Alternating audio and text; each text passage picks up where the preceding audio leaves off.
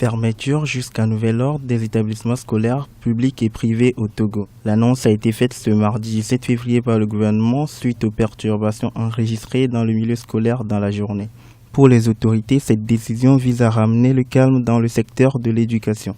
Face à des actes de nature à mettre en danger la sécurité et la vie des élèves, de leurs enseignants et de la population, le gouvernement a décidé, en attendant que les solutions idoines soient trouvées, la fermeture temporaire de tous les établissements scolaires de l'enseignement général et de l'enseignement technique, tant public que privé, sur l'ensemble du territoire national, à compter du mardi 17 février 2015 jusqu'à nouvel ordre. La mesure prise intervient après la descente des élèves dans les rues de Lomé pour appuyer les revendications salariales des enseignants. Ces derniers réclament entre autres une révalorisation salariale, une prise en compte du niveau de statut de la fonction publique. La plateforme revendicative déposée donc par les centrales syndicales, donc il y avait le redressement de la grille indiciaire sur les augmentations de SMIC parce que en temps le gouvernement avait fait l'augmentation du SMIC dans le privé.